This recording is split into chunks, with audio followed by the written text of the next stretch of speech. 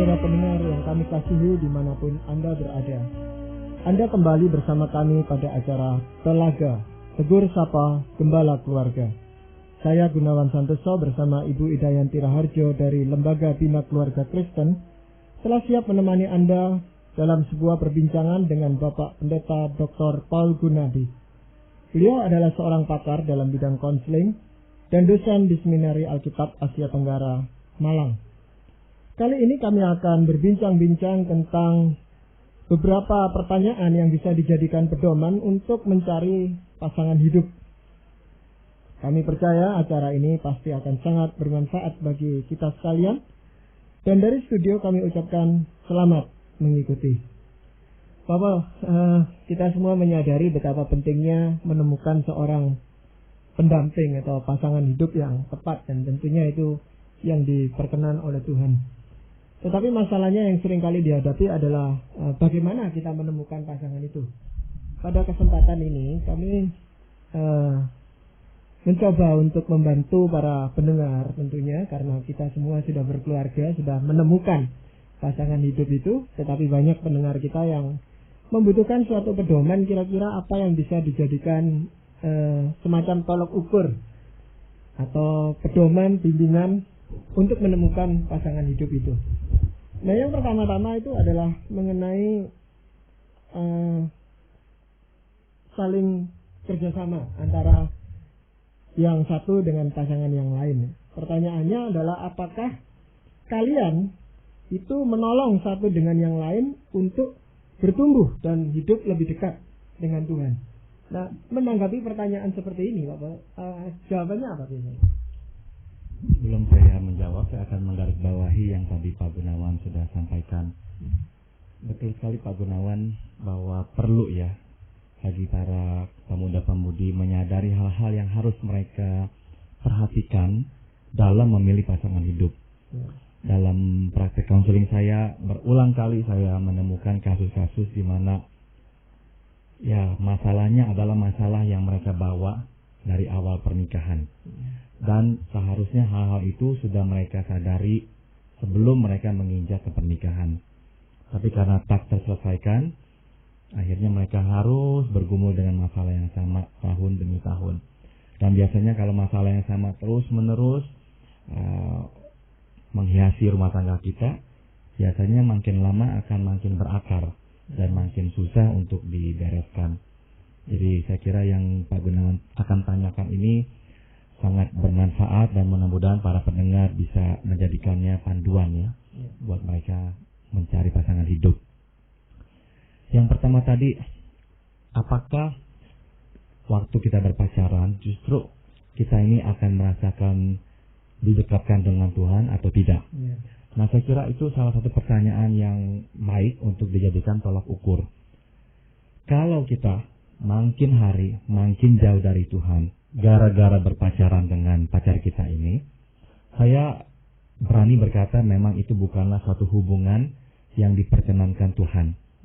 Sebab prinsipnya adalah segala hal yang kita lakukan haruslah memuliakan Tuhan. Jadi kalau dalam berpacaran kita tidak memuliakan Tuhan dengan makin menjauhi kita dari Tuhan, dapat kita pastikan ya bahwa hubungan itu bukanlah hubungan yang Tuhan restui. Nah, itu kira-kira jawabannya Pak Gunawan. Ya, masalah itu Pak Paul ya. Jadi sebenarnya dengan berpacaran itu ya kita kan kebanyakan mereka itu rutin aja ya, seminggu sekali gitu datang ke gereja. Pacaran pun ya seminggu sekali. Jadi bukan menjauhi tapi ya rutin gitu aja. Gimana Pak Paul kalau yang begitu? Kalau rutin tidak apa-apa. Yang lebih baik adalah di mana saling menguatkan dan saling mendorong, saling membangun. Sehingga makin hari, makin hubungan ini bertumbuh menuju kepada Tuhan. Makin ada ketergantungan kepada Tuhan. Contoh mendorong dan membangun satu sama lain misalnya adalah saling menguatkan, memberikan teguran rohani, memberikan dorongan rohani untuk terus percaya kepada Tuhan, untuk melihat suatu masalah dari sudut Tuhan, untuk melihat apakah hal yang akan dilakukan itu memuliakan Tuhan atau tidak. Jadi segala hal itu kalau memang ada dalam suatu hubungan berpacaran, saya kira akan memperkokoh kerohanian kedua individu itu.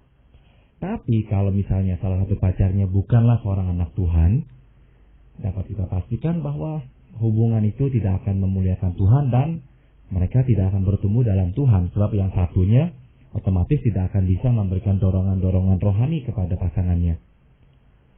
Misalkan ekstrim contoh yang lain lagi adalah kalau hari Minggu si pacar yang bukan percaya itu mengajak pacarnya yang percaya untuk berjalan-jalan, berekreasi dan sebagainya. Nah, jadi hal-hal seperti itu bisa akhirnya menjauhkan orang yang percaya itu daripada Tuhan. Maka Tuhan di Perjanjian Lama juga dengan jelas memerintahkan kepada bangsa Israel untuk tidak menikah dengan bangsa-bangsa yang tidak seiman. Karena karena hati mereka bisa akhirnya dibawa pergi jauh. Dan juga mereka di dalam pembicaraan pun sangat terbatas ya Pak. Iya. Otomatis topik rohani tidak bisa lagi mereka bahas. Betul itu. Nah, padahal di dalam masa pacaran itu kan banyak terjadi biasanya berbicara gitu Pak Pol ya. Tetapi masalahnya adalah apa yang mereka bicarakan gitu kan. Nah, kalau kembali ke masalah tadi makin dekat dengan Tuhan dan sebagainya itu, biasanya kalau pada masa pacaran ya, yang satu itu ya nuruti aja kemauannya si pasangannya kalau itu menolong mereka untuk makin akrab gitu Pak. Tapi setelah mereka menikah itu jadi lain. Itu yang sering kali terjadi. Betul. Saya mengingat perkataan Dr. James Dobson, seorang psikolog Kristen dari Amerika, yang mengatakan bahwa sebaiknya hubungan pacaran itu dilandasi oleh dua cinta yang sama. Jangan sampai yang satu sangat mencintai dan sangat bergantung pada pasangannya dibandingkan sebaliknya. Saya kira pasangan seperti itu adalah pasangan yang tidak seimbang. Kalau cintanya yang satu melebihi ya secara berlebihan dari pasangan yang satunya, otomatis kebergantungan itu akan sangat kuat sehingga tadi kata Pak Gunawan, dia akan cenderung mengikuti kehendak pasangannya. Guna menyelamatkan hubungan ini, jangan sampai dia kehilangan pacarnya, dan itu sangat berbahaya. Sangat berbahaya sebab suatu hubungan nikah haruslah didasari oleh kesetaraan, di mana dua-duanya merasa mereka itu sama. Berarti ada panduan yang lain yang bisa dipakai adalah apakah selama mereka itu berpacaran mereka bisa berbicara dengan enak gitu Pak Bos? Berbicara secara seimbang, mungkin itu yang kedua. Betul.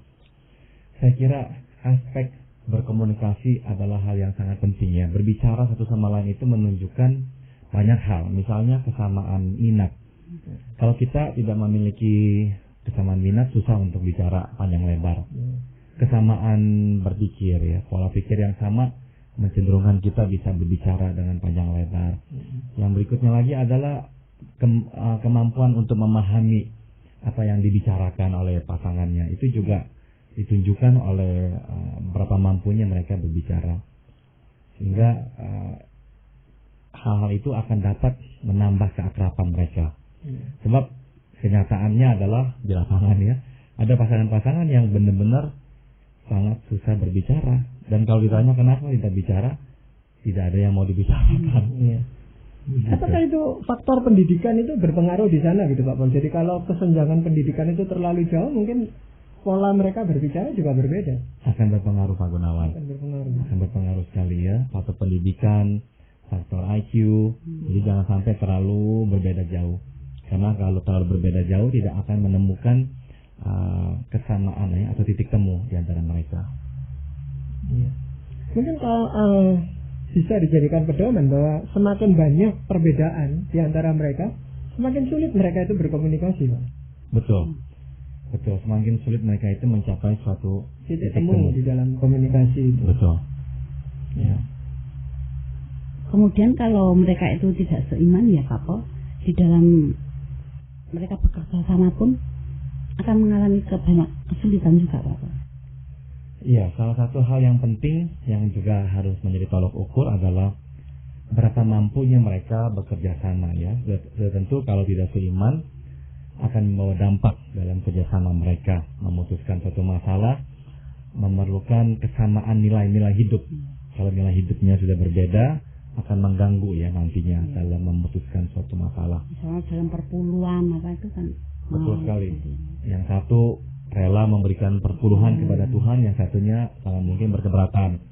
Yang satu ingin melayani Tuhan lebih aktif lagi, yang satunya akan enggan sekali melepaskan pasangannya ke gereja. Kalau yang satunya mungkin menghalalkan segala cara, yang satunya mungkin takut dengan Tuhan.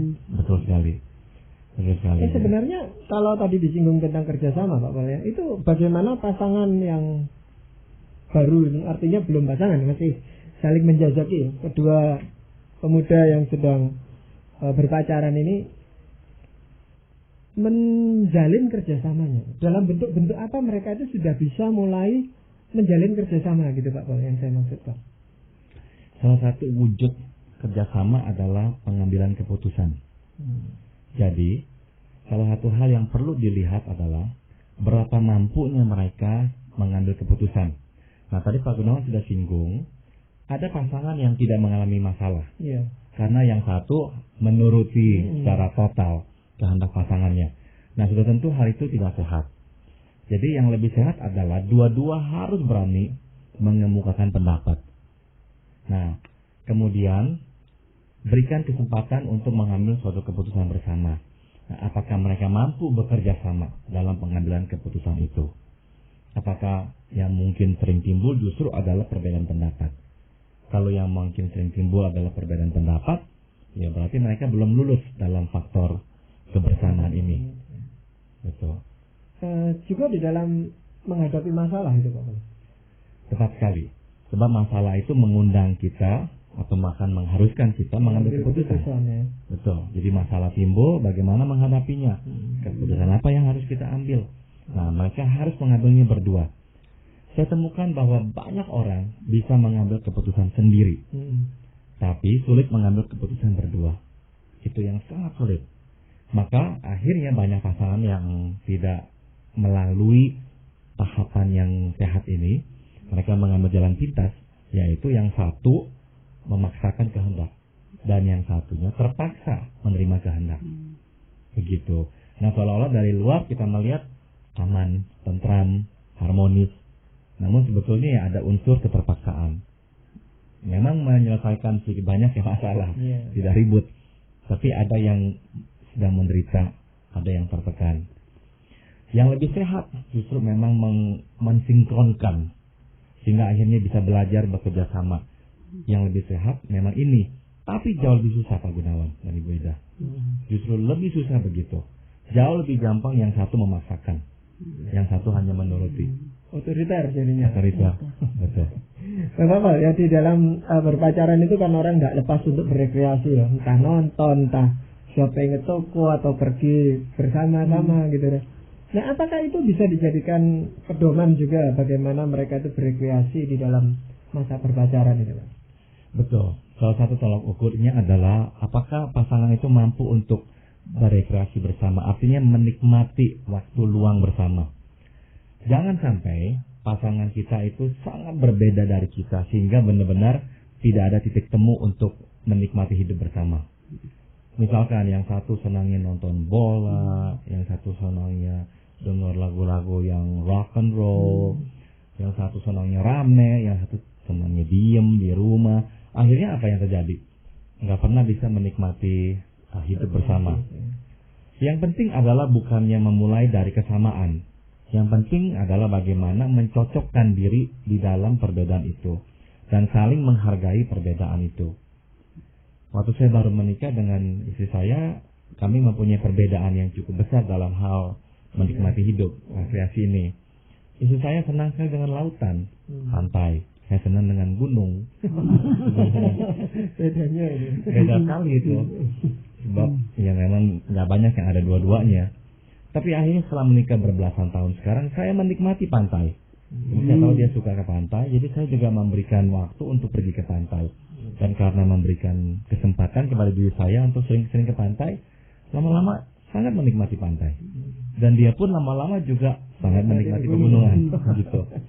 Jadi sekali lagi intinya bukan mencari yang persis sama dengan kita, tapi yang kita mencari yang bisa memahami dan menyesuaikan hidupnya dengan kita. Gitu. Juga di dalam berteman ya Pak. Kalau mereka itu yang satu seiman, yang satu enggak. Di dalam berteman pun juga terbatas. Yang ada seorang anak remaja yang punya pacar ya, tidak suka dengan teman-teman yang di gereja gitu. Itu juga sangat sulit ya Pak. Betul sekali Bu Ida. Jadi salah satu tolok ukur lain yang perlu kita juga camkan adalah masalah pertemanan ini ya. Apakah teman-teman kita bisa diterimanya oleh pasangan kita ya? Apakah kita juga bisa menerima teman-teman pasangan kita? Nah, acap kali memang itu terjadi kalau memang ada perbedaan iman. Sebab yang satu terbiasa bermain, bergaul dengan teman-teman seiman di gereja. Yang satu mungkin tidak merasa pas dengan teman-teman di gereja. Karena percakapannya pun ya tadi kita sudah bahas, akan berbeda pula sehingga tidak ada titik temu. Dan mungkin pasangan yang satunya merasa ya orang asing di tengah-tengah teman orang gereja. Sebaliknya, yang memang orang percaya juga mungkin tidak nyaman kalau temannya ini bawa dia ke disco, ke nightclub, ke pub, teman-temannya seperti itu. Sebab itu bukanlah jiwanya. Nah, orang yang berpacaran harus melihat faktor ini. Kadang-kadang mereka berkata, oh tidak apa-apa, yang paling penting kita berdua, bisa hidup berdua. Enggak, kita yang sudah menikah menyadari bahwa kita hidup di tengah-tengah masyarakat dan tidak bisa lepas dari orang lain, yaitu teman-teman kita sendiri. Jadi, penting kita bertanya, dapatkah pasangan kita masuk ke dalam lingkungan kita, diterima oleh teman-teman kita, dan juga sebaliknya. Ya. Tapi kalau kedua orang ini, ya, jadi muda-mudi ini memang punya latar belakang yang berbeda, kan pasti teman-teman mereka berbeda sekali, Pak. Betul. Nah, yang penting jadinya sekali lagi bukannya kesamaan teman, ya. tapi Bisa menerima enggak? Betul. Bisa mencocokkan diri apa tidak? Sudah pasti akan bertemu dengan kelompok teman yang baru. Tapi bisa nggak masuk? Nah, dalam kesamaan iman misalnya, sama-sama orang percaya, dia akan mudah masuk ke dalam kelompok sesama orang Kristen juga, gitu. Jadi faktor itu memang sangat penting. Berarti itu yang misalnya yang pria itu Pak ya, itu suatu saat harus mengajak yang calonnya ini, anak gadis ini, untuk memperkenalkan pada sahabat-sahabatnya gitu. Betul, betul. Sebab begini, ini pendapat saya bahwa siapa teman-teman kita sebetulnya mencerminkan siapa kita. Siapa yang kita pilih menjadi sahabat kita, sedikit banyak mencerminkan siapa diri kita. Jadi seseorang itu harus melihat jelas siapa teman-teman pasangannya, karena itu mencerminkan siapa dia. Misalnya teman-temannya ini, teman-teman pasangannya ini benar-benar orang yang hidupnya tidak benar, brengsek dan sebagainya. Tapi dia mengaku dia hidupnya benar. Mungkin sekali hidupnya benar. Tapi kalau dia bersahabat dengan orang-orang yang seperti itu, yang brengsek-brengsek, sedikit banyak itu mencerminkan juga ya siapa dia. Bahwa dia masih menyenangi mungkin ya kehidupan yang seperti itu. Nah, dia harus lihat apakah cocok. Dia harus lihat seperti itu. Misalkan juga teman-temannya adalah orang yang suka pulang kerja main ke nightclub atau karaoke dan sebagainya. Nah, dia harus lihat apakah dia mau hidup dalam lingkungan yang seperti itu. Karena pada akhirnya dia tidak bisa memisahkan pasangannya dari lingkup teman-temannya. Nah, kalau itu yang terjadi Pak Boleh, apakah nggak sulit lalu pasangan ini? Apakah mereka harus memutuskan gitu? Saya kira kalau sampai mempengaruhi mereka ya, sampai benar-benar mereka tidak bisa masuk ke dalam lingkup sosial pasangannya, harus berani memutuskan. Harus berani, karena itu pertanda sebetulnya meskipun tidak nampak mereka itu tidak cocok. Tapi secara permukaan tampaknya cocok. Saya mengenal seseorang yang memang dalam Tuhan, kuat di dalam Tuhan, tapi akhirnya menyukai seorang pria, teman saya wanita, yang bukan dalam Tuhan. Nah, akhirnya dia bersedia untuk menguji coba apakah cocok dengan pasangannya ini. Langkah yang saya juga kurang gitu setujui. Namun, dia melakukan suatu hal yang bijaksana. Kebetulan pasangannya itu yang tidak seiman tinggal di kota yang lain. Jadi dia memutuskan untuk pergi ke kota di mana pria itu tinggal, tidak tinggal bersama dengan pria itu, tapi tinggal dengan temannya yang lain. Dan dia mengunjungi pria itu mungkin selama seminggu atau 2 minggu, jadi cukup lama. Di situ dia baru melihat gaya hidup temannya itu, yaitu pulang kerja tidak ke rumah, pulang kerja main-main dulu ke naik club dan sebagainya sampai malam jam 11 dan 12 malam baru pulang ke rumah. Nah, melihat gaya hidup seperti itu, teman saya disadarkan. Apakah saya mau hidup seperti itu dengan dia nanti? Bergaul dengan teman-temannya yang seperti itu. Dia pulang kembali ke kotanya dengan suatu keputusan yang sangat jelas. Dia harus putus. Gitu. Berarti ikatan pertemanan ini memang kuat, Pak Pala. Betul. Betul sekali. Bagaimana dengan ini, Pak Pala? Terhadap perasaan kita ya, terhadap pasangan. Itu bisa dipakai juga sebagai pedoman. Saya rasa bagaimana kita itu bangga atau malah kecewa atau malu dengan pasangannya kan bisa gitu, Pak. Prinsipnya adalah kita harus berpasangan dengan orang yang dapat kita presentasikan ke hadapan orang lain. Kita tidak bisa berpasangan dengan seseorang yang kita ingin sembunyikan dari khalayak ramai karena merasa malu. Kita mesti memiliki kebanggaan waktu bersanding dengan dia, waktu berjalan dengan dia, dan mempresentasikan dia di hadapan lingkungan kita, teman-teman, keluarga, dan kolega kita, seperti itu. Tidak sehat sekali kalau belum menikah, kita ini sudah merasa malu jalan dengan dia dan mau menyembunyikan dia. Nah, itu tidak sehat. Itu tentu berbeda dengan awal masa mereka berpacaran, Bapak. Biasanya pada awal-awal masa pacaran justru memang disembunyikan. Entah mau surprise atau apa gitu, tetapi ada perasaan itu, Bapak. Betul, pada awal-awalnya. Pada awal-awalnya, tapi itu tidak boleh berlanjut gitu maksudnya. Jadi ada saatnya kita harus berani mempresentasikan. Betul. Sebab kalau kita sampai malu, yang terjadi adalah kita akan menjadikan hubungan kita ini tidak seimbang. Hubungan kita nomor satu akan menjadi terlalu eksklusif. Bahwa kita hanya berani berduaan di luar khalayak ramai. Yang lebih serius lagi adalah kita tidak berani mempresentasikan dia di depan orang lain, karena sebetulnya kita menyadari banyak hal-hal tentang diri dia yang tidak dapat diterima oleh orang. Dan sebetulnya kita pun tidak dapat menerimanya. Sebab kalau kita bisa menerimanya, kita akan berani untuk berjalan dengan dia. Nah, masalahnya sebetulnya meskipun tak nampak dengan jelas ya, kita sendiri tidak terima. Kita sendiri tidak suka akan hal itu.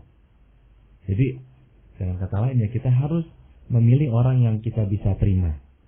Dan kita tidak malu menerimanya. Itu penting sekali. Artinya kita mesti menemukan sesuatu yang bisa membuat kita bangga terhadap calon ini. Betul. Dia tidak harus menjadi orang yang paling tampan atau paling cantik. Tapi yang penting ya kita tidak malu berjalan dengan dia. Dan kita tidak malu dikenal sebagai suami atau istrinya nanti. Begitu. Itu ada banyak hal ya Pak Boleh yang bisa menjadikan alasan seseorang bangga terhadap pasangannya kan? Betul. Bisa ya kualitas kehidupannya atau bisa juga ya status sosialnya, macam-macam itu. Keterampilannya juga. Betul. Kalau ada seorang pemuda yang juga mengalami seperti itu ya, sebenarnya dia itu sadar bahwa dia itu tidak cocok dan malu untuk memperkenalkan karena dia merasa tidak diterima oleh teman-temannya atau keluarganya. Tapi karena cintanya terlalu kuat, kok rasanya mereka tuh sulit ya Pak Pol untuk memutuskan. Betul. Justru itu adalah hubungan yang tidak sehat, tapi sangat sulit untuk bisa lepas dari satu sama lain. Karena apa? Karena dia tidak bisa mempresentasikan pasangannya di hadapan orang-orang. Mereka berdua menjadi orang yang sangat saling bergantung pada satu sama lain. Seolah-olah kebutuhan mereka tidak bisa dipenuhi oleh orang lain, hanya oleh pasangannya. Ini berbahaya. Sebab kita sekarang menyadari setelah kita menikah bahwa pasangan kita tidak bisa memenuhi setiap kebutuhan kita. Tidak realistik. Dan kalaupun itu terjadi, sangat membebankan pasangan kita. Kita menjadi seperti orang yang benar-benar yang menggelendot gitu, bersandar penuhnya pada pasangan kita. Nah, itu tidak sehat. Sebab tidak memberikan ruangan kepada pasangan kita untuk bisa bergerak. Nah, ini yang bahaya. Sebab hubungan itu menjadi sangat eksklusif, sangat bergantung pada satu sama lain, sehingga tidak bisa lagi membuka diri terhadap masukan dari orang lain. Begitu. Iya. Cuma kadang-kadang pasangan seperti ini atau calon suami istri seperti ini itu kadang-kadang mengatakan yang penting kan kita berdua gitu loh. Orang lain kan bisa kita atur nanti. Alasan seperti itu sebenarnya bisa diterima enggak untuk melandasi suatu pernikahan yang sehat? Sama sekali tidak sebetulnya. Sebab kita menyadari bahwa kita hidup di tengah-tengah orang lain. Kita harus berelasi dengan orang lain. Betapa banyaknya kita melihat masalah seperti itu sekarang. Misalnya, dia merasa cocok dengan istrinya seolah-olah. Tapi istrinya tidak bisa cocok dengan satu manusia pun di luar. Atau suaminya tidak bisa cocok dengan satu manusia pun di luar. Tiap kali kumpul dengan orang, selalu ribut, selalu nggak cocok dan sebagainya. Nah ini siapa yang menderita? Pasangan kita. Dia nggak cocok dengan mertuanya lah, dengan adik iparnya lah. Yang menderita adalah si pasangan itu sendiri. Nanti kalau sudah menikah baru yang menyesal gitu ya Pak Boy ya biasanya. Seringnya Terlambat ya. Jadi begitu banyak sebenarnya pertanyaan-pertanyaan yang harus diajukan Pak Boy untuk kita mengintrospeksi khususnya pasangan-pasangan yang merintis hubungan pernikahan mereka ini yang bisa dijadikan pedoman. Ya. Tetapi yang terpenting pasti adalah berpedomankan pada firman Tuhan itu yang jelas bisa memberikan petunjuk bagi kita. Nah mungkin sebelum kita mengakhiri bagian ini Pak Paul akan menyampaikan sebagian dari firman Tuhan. Saya akan bacakan dari Yakobus pasal 1 ayat 5. Tetapi apabila di antara kamu ada yang kekurangan hikmat, hendaklah ia memintakannya kepada Allah, yang memberikan kepada semua orang dengan murah hati dan dengan tidak membangkit-bangkit, maka hal itu akan diberikan kepadanya. Saya sering menasihatkan orang yang sedang berpacaran bahwa salah satu doa yang mereka harus panjatkan dan minta kepada Tuhan adalah hikmat. Hikmat untuk bisa melihat. Saya kira pertanyaan-pertanyaan yang tadi Pak Gunawan dan Ibu Ida sudah ajukan adalah pertanyaan yang baik dan sering kali terpikirkan oleh banyak pasangan. Tapi mereka tidak bisa melihat jawabannya. Karena mata mereka terkabur ya. Mata mereka seolah terhalang, terbutakan oleh amuk cinta. Jadi mintalah hikmat sehingga hikmat itu bisa menjernihkan mata mereka. Agar mereka melihat dengan jelas jawaban-jawaban dari semua pertanyaan yang tadi Ibu Ida dan Pak Gunawan tanyakan. Dan jawaban itu pasti datang dari Tuhan. Dan Tuhan akan bisikan jawaban-jawaban itu. Memberikan jawaban. Betul. Namun demikian Bapak, masih ada banyak pertanyaan-pertanyaan yang bisa diajukan. Jadi nanti kita akan lanjutkan pada kesempatan yang akan datang. Ya, semoga ini akan lebih membantu lagi gitu. Karena ya seperti tadi yang Pak Paul katakan, mengajukan pertanyaan mungkin ada, tetapi jawabannya itu yang mereka juga butuhkan. Betul. Namun untuk kali ini kami telah persembahkan ke hadapan Anda sebuah perbincangan tentang pertanyaan-pertanyaan yang mungkin bisa dijadikan sebagai pedoman untuk mencari pasangan hidup. Dan pembicaraan ini telah kami lakukan bersama Bapak Pendeta Dr. Paul Gunadi dalam acara Telaga, Tegur Sapa Gembala Keluarga. Bagi Anda yang berminat untuk melanjutkan acara Tegur Sapa ini, kami persilakan Anda menghubungi kami lewat surat. Alamatkan surat Anda ke Lembaga Bina Keluarga Kristen atau LBKK, Jalan Cimanuk 58, Malang. Saran-saran, pertanyaan serta tanggapan Anda sangat kami nantikan. Dan dari studio kami bertiga mengucapkan sampai jumpa pada acara Telaga yang akan datang.